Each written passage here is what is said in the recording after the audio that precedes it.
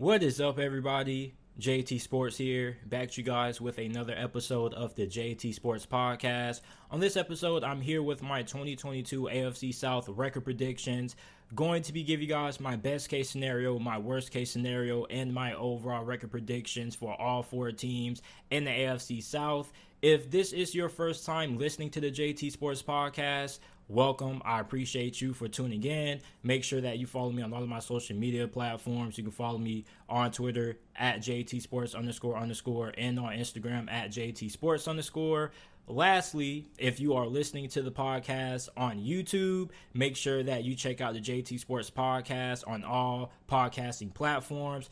Every video that is uploaded on the channel is available in audio format on every single podcasting platform, wherever you get your podcast from. Apple Podcasts, Spotify, Google, Amazon, pretty much any place. All you got to do is type in the JT Sports Podcast on any service, or go to the link down in the pinned comment section or description down below, and it will take you directly to it. Also, make sure that you leave a like on the video and subscribe to the channel for more NFL videos and content. In 2021, the Jacksonville Jaguars went 3-14, and I'm going to be real with you guys. I was not expecting Jacksonville to be as bad as what they were last year. And I understand that many people have reservations anytime a former college football head coach becomes the head coach of an NFL team. But I thought that Urban Meyer would have been different. And it's funny because he didn't even last the whole entire season. And then what's even more funny is that, did you guys know that Urban Meyer has a book about leadership?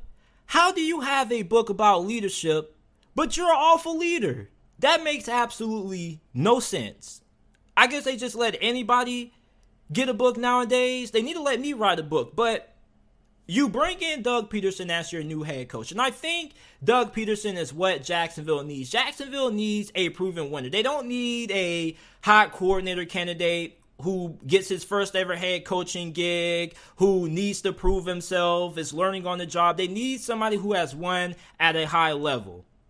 And that's Doug Pederson. Doug Pederson is a Super Bowl winning coach. He delivered a Super Bowl to Philadelphia, and he was pretty successful there. Now, although his tenure kind of soured out, I definitely think that he is what Jacksonville needs. And I think that he's going to get the most out of Trevor Lawrence. And my best case scenario for Jacksonville this year is 9-8.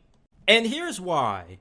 If Jacksonville can win 9 games, I think they potentially could win the division. And a lot of you guys may laugh at that, because I know when you look at this roster on paper, it's not going to blow anybody away. But think about it this way. Trevor Lawrence was the number 1 overall pick not too long ago. If he ends up improving, and he will, he easily can become the best quarterback in this division. And I think if that happens, we could see him have the kind of performance that Andrew Luck had really early into his career with the Indianapolis Colts. Because the AFC South at the time that Andrew Luck entered the league was one of the worst divisions in the NFL. And when you look at the whole entire AFC South as a whole, it's not really that great. All the quarterbacks, either such as Davis Mills, have something still to prove. You have Ryan Tannehill, Matt Ryan, 2 aging quarterbacks who are on the decline. So if Trevor Lawrence steps up his play this year and he ends up becoming the quarterback that we all believe that he would have been last season, right away as the number 1 overall pick, I think that could be good enough for Jacksonville to potentially win the division. And on top of that, this roster isn't all that bad. It's way better than what it was last season. If you're making a list of the most improved teams heading into this year, the Jacksonville Jaguars have to be on this list, because this was a team that only won 3 games last season. So you bring in Christian Kirk, you have Marvin Jones there, you have a pretty solid group of wide receivers, not great, but not awful. You get what I'm saying? You don't have a lot of depth there, but you do have playmakers out there. Okay, it's way better than what you had last season. Did you guys know that the Jacksonville Jaguars had Tavon Austin catching touchdowns for them last season? When is the last time you heard that name? probably 2012 and 2013. It's been a very long time since we heard the name Tavon Austin and Laquan Treadwell. Laquan freaking Treadwell. These were the Jacksonville Jaguars, 2 wide receivers who they had catching passes last year. It was that bad. So their offensive line isn't that bad neither. It's decent. And I'm going to live and die on that hill. I think that Jacksonville's offense is going to be okay this year. And I really like the fact that Travis Etienne returns. He's been making a lot of noise so far throughout training camp for Jacksonville. My only concern that I have with the Jaguars offense is right tackle. I don't know if Jawan Taylor is going to hold up. And we're going to have to see if Walker Little can end up competing for that starting job at right tackle and maybe giving better play at that position. But outside of that, I think the Jaguars have a pretty decent offense. I'm not saying that it's super talented. All I'm saying is that it's decent. And the defense also has improved also. You bring in Foye Oluokun, that running back. You drafted Trayvon Walker, who has a lot of upside. The secondary has improved. You got Tyson Campbell, who had a really underrated rookie season last year in 2021. We talk about some of the best rookie cornerbacks, such as Patrick Surtain and whatnot. Tyson Campbell also should be in that conversation. And you also have Shaquille Griffin. So Darius Williams comes in. He most likely is going to be a slot corner. You don't like safety at all. Okay, safety does not really look all that promising. But outside of that, I think the Jacksonville Jaguars, best case scenario, could win 9 games. And potentially they could compete for the division title because there are teams such as the Colts, Tennessee, and Houston that we're going to talk about later that really aren't all that great. So my worst case scenario for Jacksonville this year, 4-13. And the reason why I say 4-13 is because the offensive line, maybe it still doesn't play up to the level that I think it's capable of playing at, and it could be really bad. Then on top of that, on defense, I'm not really all that thrilled about the interior of the defensive line. And also, when you look at Trayvon Walker was drafted more for the upside. He's still pretty raw. He still has a lot of things that he has to work on. So he may not pop as a rookie right away. He may be somebody who only maybe gives you 3-4 sacks. He might not come in and give you a 9 or 10 sack season right off the back, or 10 sack season, right away. So it may take a couple of years for him to pop off. And also, Jacksonville hasn't really been great when it comes to the recent play at linebacker based off last season. Plus, Foye Oluokun, he's really good against the run, but he's not all that great in pass coverage. And I don't think cornerback is going to be an issue, but the back end of that secondary at safety, it really gives me nightmares. So 4-13 as my worst case scenario. Maybe Doug Pederson is the wrong hire and this offense doesn't improve. Trevor Lawrence continues to struggle. Year 2, 4-13. Now my overall record prediction for Jacksonville is going to be 6-11. Because you look at their schedule, I definitely think that there are a good amount of winnable games on this schedule. Okay, you play Washington week 1. I think that's pretty winnable. You have a good chance to split with every team in this division. Indianapolis, the Colts, the Titans. I don't really think that Jacksonville should get swept by any of those 3 teams this year. You got the New York Giants at home. Then you also have Detroit on the road late in the season, along with the New York Jets on a short week Thursday night. So you have a pretty manageable schedule. There are a lot of teams on this list or on this schedule who probably would struggle to get to at least 500. So I think for Jacksonville, 6-11 is going to be my record prediction for them in 2022. I think that they can split with every team in this division. So if you're able to do that, that's 3 wins, okay? Then if you could beat the Jets, beat Detroit, beat the New York Giants, that's also an additional 3 wins there. There you go. There's your 6 potential wins. And as I mentioned earlier, I feel with how this division looks right now, there is a path, and I don't think a lot of people are giving Jacksonville a fair shot, that this team really has a legitimate shot at winning this division. It's not me being overly optimistic. It's not me overrating Jacksonville. Look at this division. Not really all that great. Every team in this division has concerns on the offensive line. Every team in this division is kind of lacking proven talent and depth at wide receiver. It's like, I think with Jacksonville, if Trevor Lawrence, and when he does take that next step this year, if he ends up becoming the best quarterback in this division, I definitely feel that the Jacksonville Jaguars' chances of winning this division improves dramatically. But you guys let me know your record prediction for the Jacksonville Jaguars down in the comment section down below. Last season, Tennessee went 12-5. They won the AFC South. And they also had the number 1 overall seed in the AFC Conference for the playoffs. And although they got upset by Cincinnati in the divisional round, this was still a team that I feel slightly overachieved. Because after Derrick Henry went down with his injury and he missed pretty much their entire second half of the 2021 season, there were many people who pretty much gave up on Tennessee. They thought that Tennessee was done.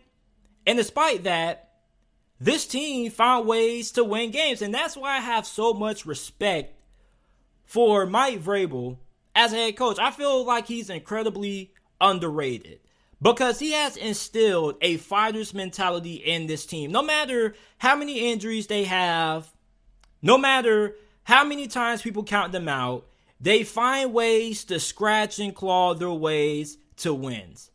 And it may not be pretty all the time. But all that matters is that they find ways to win the games. However, there are some pretty huge concerns for Tennessee walking into the 2022 NFL season. The first one most definitely is going to be the offensive line. You have questions at right tackle. How is Dylan Reynolds going to perform there? And then on top of that, the other spots on your offensive line, also you have concerns there, especially on their interior. And then when you look at wide receiver, you don't know how good Treylon Burks is going to be. Now, I believe in Treylon Burks. Okay, I plan on picking him up in all of my fantasy football leagues. I think that he's going to have a phenomenal rookie season. And I'm pretty sure a bunch of you Tennessee fans watching this feel the same way.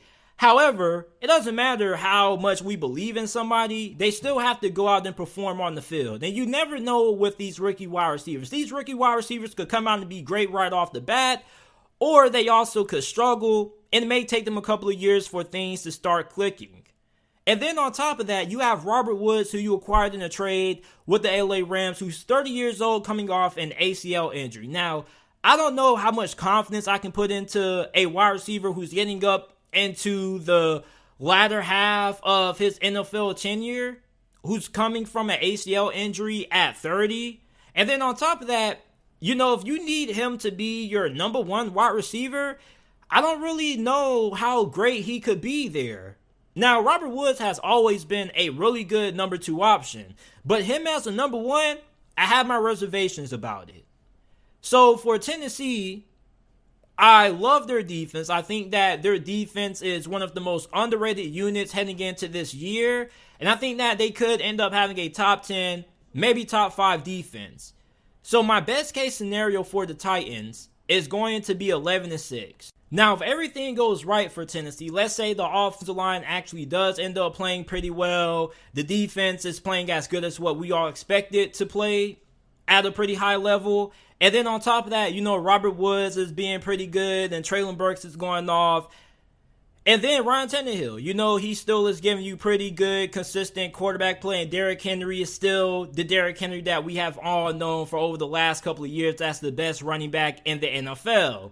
Because the way that Tennessee wins games is old-fashioned. They don't go 4 or 5 wide. They don't do anything special on offense. They just ground and pound you. They rely on their run game, taking time off the clock, tiring out your defense. And then when they get on the field, they have a lot of confidence that their defense is going to be able to slow down your offense. And they do have a really good defensive line. You got Harold Landry coming off a career season. But Dupree, I still have a lot of confidence in him. I still think that he's somebody who can give you 9, maybe 10 sacks. Last season, he was also held back by the injury bug. And their secondary is really, really underrated. So for Tennessee, I think that the ceiling for them in 2022 is 11 wins. Now, the floor for Tennessee, the worst case scenario, if everything goes left, is 6-11. The offensive line, let's say it's as bad as what many non-Tennessee fans think that it is. Ryan Tannehill regresses. And a nightmare situation as Treylon Burks struggles as a rookie and Robert Woods doesn't show that he's able to handle being the primary option in the passing game.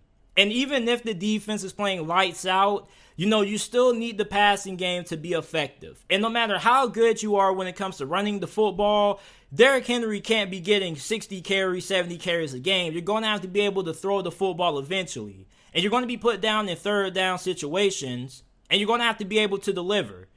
And for Tennessee, I have some concerns about, just how effective and how efficient this passing game is going to be. Because going from A.J. Brown to Treylon Burks and, Robert Woods is a pretty huge downgrade. And even though you had a Julio Jones that was pretty much ineffective last year, their wide receiver position doesn't give you a lot of confidence. And I definitely think that this offense could end up holding back this team. And on top of that, if you have a good running back, the majority of the times he always has a good offensive line blocking in front of him. So if the offensive line regresses compared to what they were playing at last year, that's going to hold back Derrick Henry. Because you can't be a great running back if you have a god-awful offensive line. So my worst case scenario for the Titans is going to be 6-11. Now, my overall record prediction for the Tennessee Titans in 2022 is 8-9. And I have them at 8 wins simply for the fact that, their first couple of games before their bye week, I think it's pretty manageable, okay? You play the New York Giants week 1. You also get to play Indianapolis and Washington. Although you do play those two teams on the road, those are pretty winnable games. And along there, you have Buffalo and Las Vegas. I definitely feel like they have a very good chance of beating the Raiders simply for the fact that they match up pretty well defensively with the Las Vegas Raiders offense. Las Vegas has a really good group of weapons in the passing game, but Tennessee has a pretty underrated secondary. And on top of that, the Raiders' offensive line is one of the worst in the NFL. So if that secondary performs really well against that group of wide receivers that the Las Vegas Raiders have, that pass rush is really going to be able to get active. And I think that the Tennessee Titans are going to have a lot of success before their bye week. But after their bye week, things get really tough. So you play the Indianapolis Colts for a second time, and then you play Houston on the road. But then this is where the schedule really gets tough for Tennessee. Okay, you got to go on the road to Arrowhead and play the Chiefs. You got to play the Denver Broncos. Then you have to play the Green Bay Packers on a short week in November on a Thursday night. You got to play Cincinnati on the road to Philadelphia. You do get to play Jacksonville twice after their bye week. But then you also have to play the Chargers on the road. You get to play the Texans again and the Dallas Cowboys. So after the Tennessee Titans bye week, they're pretty much playing 7, maybe 8 potential playoff teams during this stretch. And that's going to be that's a really tough gauntlet for any team. You're pretty much playing playoff teams back to back to back. After that Houston matchup on the road, you're pretty much facing 4, maybe 5 playoff teams week after week after week after week. And for Tennessee, I just don't really know if that offense is going to be able to hold up. I really do.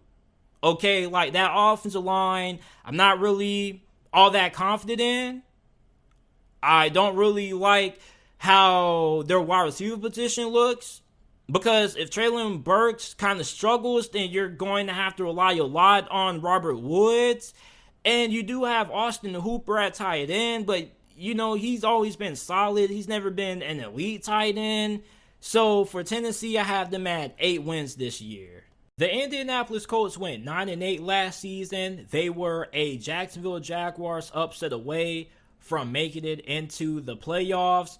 When you look at the Indianapolis Colts, this team has a pretty solid offensive line. I don't think their offensive line is as good as what a lot of people make it out to be, but it's solid. I think it's a top 12, top 11 unit in the NFL going into this year. Your wide receiver position still, doesn't really impress me all that much. You do have Michael Pittman, who is coming off a breakout season. I'm interested in seeing what Alex Pierce does in his rookie year. But we already know that this offense is going to run through the J Train, a.k.a. Jonathan Taylor. Now, you replace Carson Wentz with Matt Ryan. And there are a good amount of people out there who believe that Indianapolis somewhat downgraded at quarterback. And the reason for this is because, unlike Carson Wentz, you don't get no mobility out of Matt Ryan. And I can understand that. However, Matt Ryan is more accurate as a passer compared to Carson Wentz. And on top of that, he takes better care of the football than Carson Wentz, which is the main thing that Indianapolis is looking for. There were too many times last season late in games when Carson Wentz would cost Indianapolis games due to boneheaded decisions and just being flat out reckless. So with Matt Ryan, although you do have a quarterback who's on the older end of the spectrum and his playing days are now starting to come to a close, you still do have somebody who's more than capable of being able to win you games and get you to the playoffs. And it's not as if Indianapolis needs Matt Ryan to play at an MVP level or anything like that. They just need him to be a game manager at this point, take care of the football, make the necessary big throws when need to. And this offense is pretty much going to be ran through Jonathan Taylor. And this defense should still be pretty good. You have a pretty good defensive line with DeForest Buckner. You had Yannick Ngakoue there. You got Kwity Paye. You got Darius Leonard, arguably one of the best defensive players in the NFL. You had Stephon Gilmore, so your secondary is still going to be pretty good. However, will your defense remain elite with your former defensive coordinator Matt Eberflus becoming the head coach of the Chicago Bears? You are going to be replacing him with Gus Bradley, who was the defensive coordinator of the Las Vegas Raiders in 2021. And the Las Vegas Raiders had a very good defense under Gus Bradley. I won't say it was elite.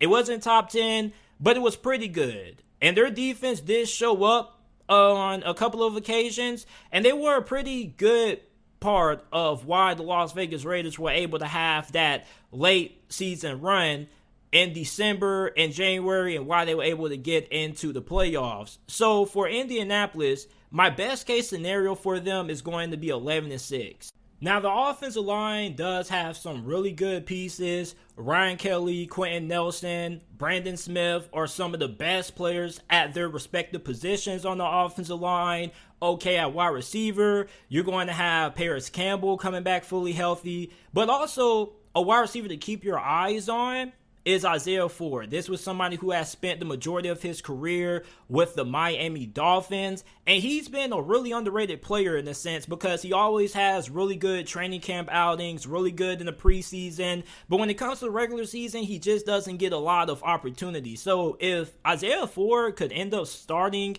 at slot receiver for Indianapolis, I definitely feel like you could get some really good production out of him there. But if Paris Campbell can stay healthy, he's also pretty good. And then, as I mentioned earlier, Michael Pittman is coming off a breakout season. Your defense still is going to be really good. And the division isn't really all that tough. Jacksonville is going to be slightly better. Houston could be slightly better. They're still not really going to be all that great. Tennessee is a toss-up between the Colts and the Titans. But overall for Indianapolis, I could see 11 wins. However, I feel like the floor for Indianapolis is 7-10. How is your left tackle situation going to play out? Last season, Eric Fisher started the majority of games for you there.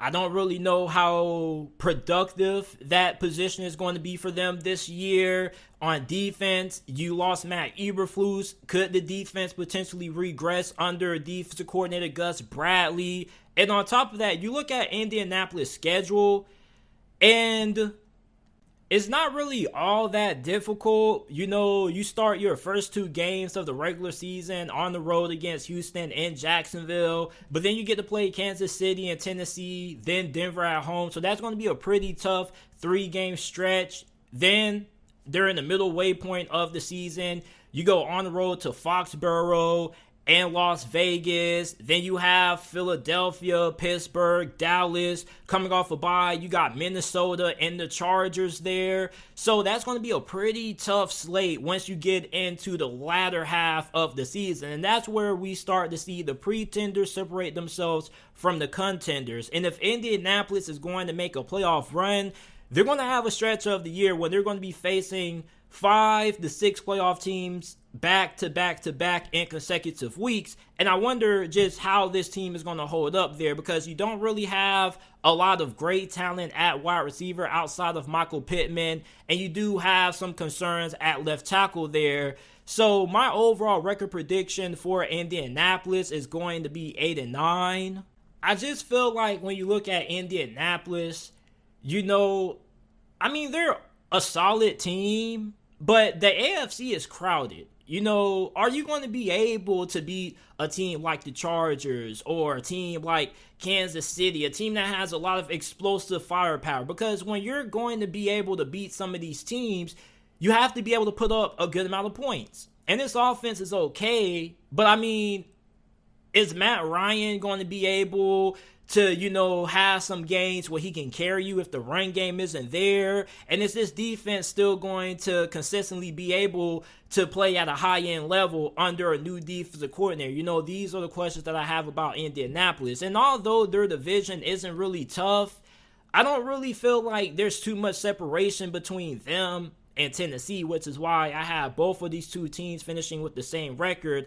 I feel like this division is going to be really unwatchable at times. I don't really think Indianapolis is just this great team. It's like with quarterback of Matt Ryan, I like Matt Ryan. He still is more than capable of being able to get you to the postseason, but there are going to be some games where you're going to have to rely on him to win with his arm, and you just wonder how he's going to hold up. So 8-9 is my record prediction for the Indianapolis Colts. Let me know how you guys feel about Indianapolis down in the comment section down below.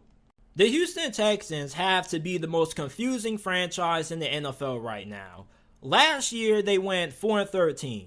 And I kind of feel like they slightly overachieved, because there were a good amount of people out there going into the 2021 NFL season who felt like the Houston Texans could go 0-17. And then there were a good amount of people who felt like the Texans wouldn't win no more than 2 games at best. However, they went 4-13. They had a huge upset victory against the LA Chargers late in the year. And despite the fact that, you could say they slightly overachieved under David Culley, they decided to get rid of him. And this is where things start to get incredibly confusing. They replaced David Culley with Lovie Smith. Now, I love Lovie Smith. The guy has the best beard in the NFL. I don't think anybody's going to be debating that. That's a W for the Houston Texans. Just give the Houston Texans a W, just for the fact that Lovie Smith has the best beard in the NFL. I'm not going back and forth with anybody in the comment section about it. This guy's beard is fantastic. I hope when I get old and I get into my late 60s that I am able to grow a beard this awesome. However, Lovie Smith, outside of what he's done with the Chicago Bears, he hasn't done anything ever since. He didn't win anything in Tampa. He didn't win anything when he was at Illinois. So it's kind of like, what are we doing here? Now, Houston's defense wasn't as bad as what the numbers may indicate, because their offense didn't do them any favors. And I say it so many times, but I'm going to ramble about it again. If your offense isn't efficient and they can't sustain drives, and your defense is on the field for a lot of plays, your defense is going to underperform in certain situations because they're going to be on the field for more plays than what they need to be. So for Lovie Smith, with him taking over the reins as head coach, you do have somebody who is experienced. He is really good when it comes to the defense side of the football. The defense has improved. However, the big addition to Houston is offensive coordinator Pep Hamilton. And for those of you guys who don't know who Pep Hamilton is, this was somebody who was largely responsible for why Justin Herbert had pretty much the greatest rookie season that we have ever seen from a rookie quarterback. He was the LA Chargers quarterbacks coach during 2020.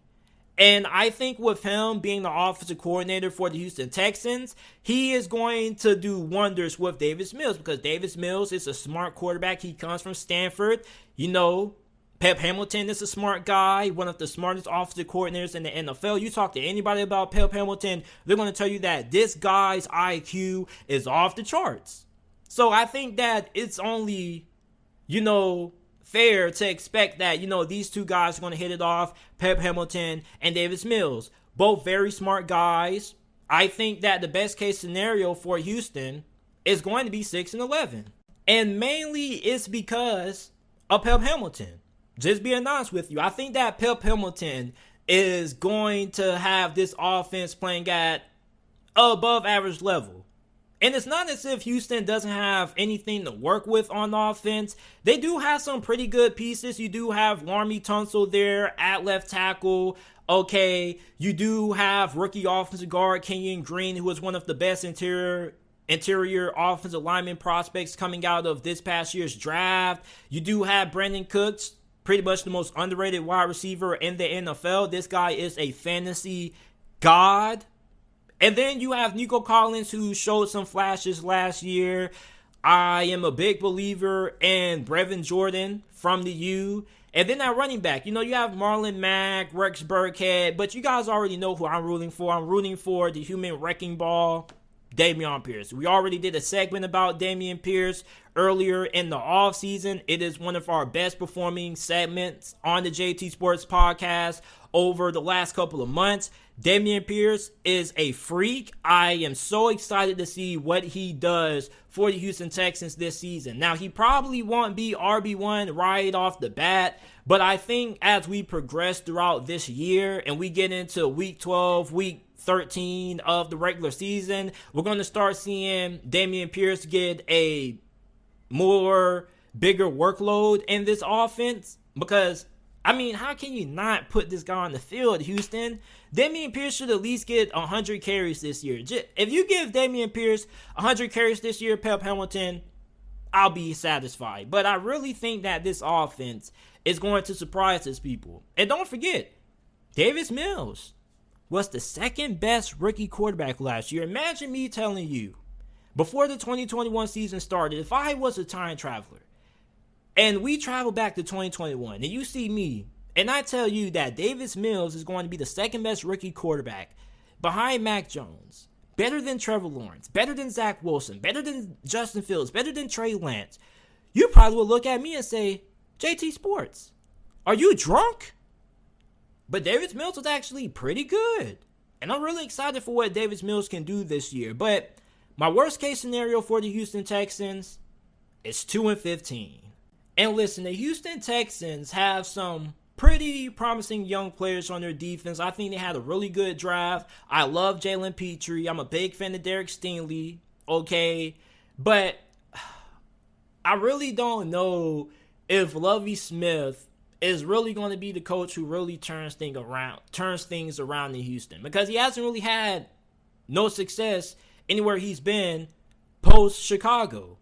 So I really question, just what adjustments is he going to make. You feel me? Like, what's going to be different between this year's team and last year's team? Yes, you do have an experienced head coach, a coach who has won at a high level in the past, but Lovie Smith hasn't won at a high level in pretty much a decade. You feel me? So I'm just not really a big fan of the Lovie Smith hiring. I do love him as a defensive coordinator. I love his beard.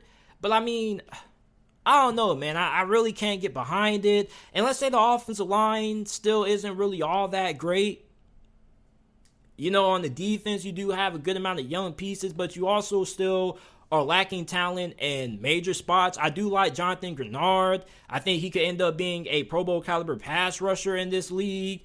But I don't know, man. I really do love the young pieces that the Houston Texans have. You know, I love Jonathan Grenard. I love Christian Harris. I love Derek Stingley, Jalen Petrie, Christian Kirksey. Even though he's up there in age, when he's able to stay healthy, he plays at a really good level. The dude is insane. It's just that, you know, there hasn't really been too many years when he's been able to stay healthy for all 16, 17 games. But if he can stay healthy, you know, he's also somebody who can produce at a pretty high level for you. But the interior of their defensive line really isn't all that great. You know, Garrett Wallow and Steven Nelson, he's solid, but I don't know, man. I just look at Houston, and I think that the worst case for this team really is 2 wins. And my record prediction really isn't going to be all that better. It's 4-13. And listen, I understand that Houston Texans fans probably aren't expecting anything special. You're probably hoping that you can get the 6 wins, but I don't really have a lot of confidence in Lovie Smith. I mean, he is an upgrade from David Culley from the experience standpoint, but I mean, he hasn't really won at an insanely high level. But I mean, when you look at the Houston Texans schedule earlier on, it's not really that tough, believe it or not. I mean, you do got Indianapolis, you got Denver really early into the season, you go on the road and face Chicago, back-to-back road trips, you got the Chargers, then you got Jacksonville. So I mean, I think that they potentially could go 2-2 for their first games of the season. Then after that, after your bye week, this is where things start to get really tough, okay? You get to play the Raiders on the road. You got to play Tennessee, Philadelphia. Then things get a little bit easy for the next 2 weeks, okay? You're playing the New York Giants and Washington. Those are both 2 winnable games. Then you got to go on the road and play the Miami Dolphins. Then to close out the season, you got to play Dallas, Kansas City, Tennessee, Jacksonville, and Indianapolis. So 4-13 is going to be my record prediction for the Houston Texans. I do think that this offense is going to be pretty good, but I don't really know about the defense. It's still fairly young. You do have some young players who are going to pop for you, but overall, I just don't really see the Houston Texans being all that much better compared to where they were last year. But that's it for my 2022 AFC South record predictions. Leave your record predictions down in the comment section down below. And I appreciate you guys for listening to this episode of the JT Sports Podcast. If you're listening to this on YouTube, remember that every video that's uploaded on the channel is available in audio format on every single podcasting platform. Apple Podcasts, Spotify Podcasts, Google Podcasts, Amazon, wherever you get your podcasts from, the JT Sports Podcast is available. And I will see you guys with another episode shortly.